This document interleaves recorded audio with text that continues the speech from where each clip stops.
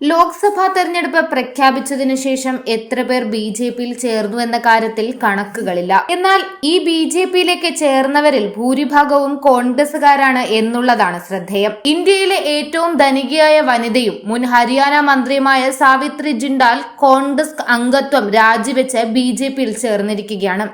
സാവിത്രി ജിണ്ടാലിനോടൊപ്പം മകൾ സീമ ജിണ്ടാലും പാർട്ടിയിൽ ചേർന്നു കഴിഞ്ഞു. സോഷ്യൽ മീഡിയ പോസ്റ്റിലൂടെയാണ് കോൺഗ്രസ് വിടുകയാണെന്ന പ്രഖ്യാപനം സാവിത്രി ജിണ്ടാൽ നടത്തിയിരിക്കുന്നത്.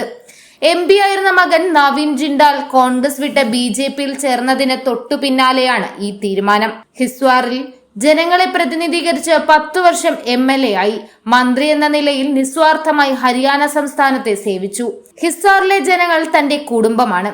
തന്റെ കുടുംബത്തിന്റെ ഉപദേശപ്രകാരമാണ് ഇന്ന് കോൺഗ്രസിന്റെ പ്രാഥമിക അംഗത്വത്തിൽ നിന്ന് രാജിവെച്ചിരിക്കുന്നത് എന്നായിരുന്നു സാവിത്രി ജിണ്ടാൽ കുറിച്ചത്. നവീൻ ജിണ്ടാൽ പാർട്ടിയിൽ ചേർന്ന മണിക്കൂറുകൾക്ക് ശേഷമാണ് അദ്ദേഹം 2024 ലോക്സഭാ തെരഞ്ഞെടുപ്പിൽ കുരുക്ഷേത്രയിൽ നിന്ന് മത്സരിക്കുമെന്ന് ബി.ജെ.പി പ്രഖ്യാപിച്ചത്.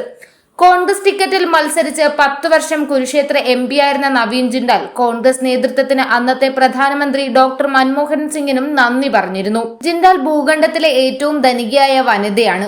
OP ജിണ്ടാൽ ഗ്രൂപ്പിന്റെ ചെയർപേഴ്സണായ സാവിത്രി ജിണ്ടാൽ 2023 ഇന്ത്യൻ ബിസിനസ് ലോകതാരം എന്ന് പറയുന്നത് 73 വയസ്സുള്ള ഈ വനിതയായിരുന്നു. അംബാനി, ബിർള, അദാനി എന്നിവരെ പോലെയൊക്കെ ഉയർന്ന വരുമാന വർധനവ് ഉണ്ടായതാണ് ജിണ്ടാൽ ഗ്രൂപ്പിനെ ശ്രദ്ധേയമാക്കുന്നത്. ബ്ലൂബർഗ് ബില്യണയർ റിപ്പോർട്ട് അനുസരിച്ച് സാവിത്രി ജിണ്ടാലിന്റെ ആസ്തി $9.6 ബില്യൺ വർദ്ധിച്ചത്. ഇപ്പോൾ 25.3 ബില്യണാണ് ജിണ്ടാൽ ഗ്രൂപ്പിന്റെ ആസ്തി. നിലവിൽ ഇന്ത്യയിൽ ഏറ്റവും ആസ്തിയുള്ള 5ാമത്തെ കോടീശ്വരിയാണിവർ.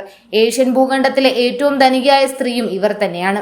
സാവിത്രി ജിണ്ടാൽ ഒരു രാഷ്ട്രീയക്കാരി കൂടിയാണ്. ഹരിയാനയിലെ ഹിസ്വാറിൽ നിന്ന് കോൺഗ്രസ് ടിക്കറ്റിൽ ജയിച്ച് 10 വർഷം MLA-യും 5 വർഷം മന്ത്രിയുമായും ഇവർ സേവനമനുഷ്ഠിച്ചു. ഇപ്പോഴത്തെ സാവിത്രി ജിണ്ടാൽ കോൺഗ്രസ് അംഗത്വം രാജിവെച്ച് ബി.ജെ.പിയിൽ ചേർന്നിരിക്കുന്നു.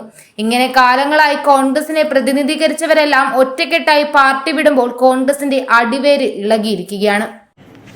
കൂടുതൽ വാർത്തകൾ അറിയുവാനായി ഈ ചാനൽ സബ്സ്ക്രൈബ് ചെയ്ത് ഫോളോ ചെയ്യുക.